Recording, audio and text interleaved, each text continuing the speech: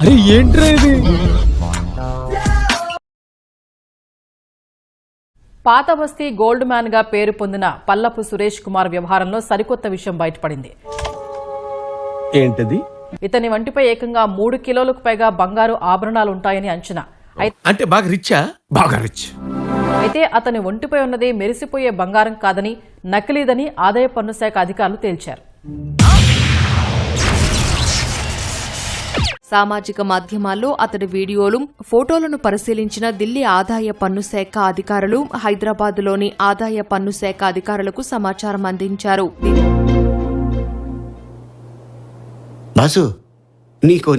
దీంతో సూర్యాభాయ్ అలియాస్ పల్లపు సురేష్ కుమార్ ను హైదరాబాద్ ఐటీ అధికారులు విచారించారు.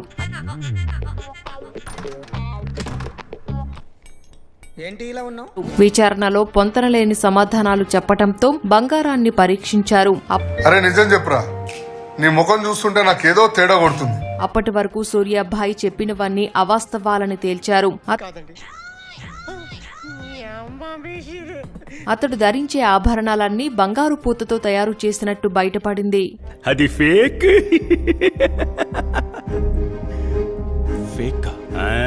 అప్పటి వరకు ₹1 కోటి విలువైన బంగారు ఆభరణాలుగా భావించిన అధికారులు వాటి విలువ కేవలం 3 లక్షలేనని తేల్చారు. మీకు ఈ ఆలోచన ఎలా వచ్చింది? నాకు ఈ ఆలోచన ఎందుకు వచ్చిందని అడిగే బదులు మీకెందుకు రాలేదని సిగ్గుపడండి. అతడు కుటుంబ సభ్యుల పేరు మీద ఎటువంటి స్థిరాస్తులు లేవని అధికారులు గుర్తించారు. భూ వివాదాల్లో వచ్చే కమిషన్తో కార్లు కొనుగోలు చేసినట్టు గుర్తించారు.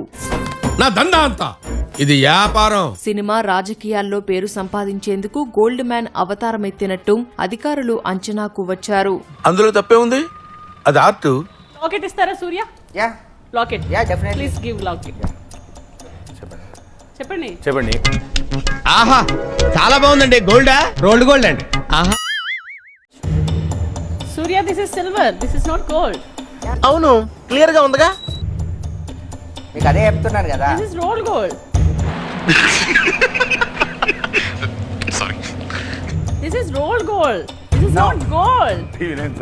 సూర్య దొరికాడు. ఇది మిస్ అయిపోయాడని టెన్షన్ పడ్డారు. నువ్వు హ్యాపీరా? దీంట్లో 173 గ్రామ్స్ లో ఇందులో గోల్డ్ ఎంత? ఏమో నాకేం తెలుసు.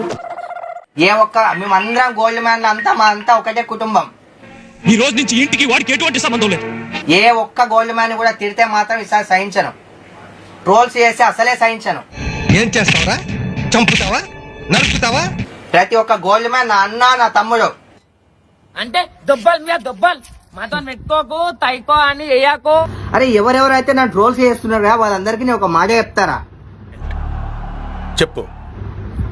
సూర్యాబాయ్ ఎవరికి బాయి? సూర్యాబాయ్ ఈ తప్పు చేసిండు. సూర్యాబాయ్ ఒకరిని ముంచిండు. ఒక్కరిని తీసుకురాని దేశం వదిలేసి వెళ్ళిపోతా. నువ్వు మాట్లాడుకుంటూ అమెరికా వెళ్ళి శివాజీ. చాలా ఎక్కువైనట్టు అనిపిస్తుంది. లేదక్క, అట్లేం లేదక్క. మరి ఎక్కడి నుంచి వచ్చాయి ఇన్ని డబ్బులు అని క్వశ్చన్. చెమట వచ్చి కష్టపడితే వచ్చినాయక్క. ఇక్కడున్న మీ అందరికంటే ఇతనే తెలివైన. ఒక తెలివైన వాడే ఎదుటి వాళ్ళని తెలివి తక్కువ వాళ్ళని చేయగలడు. He's very bright.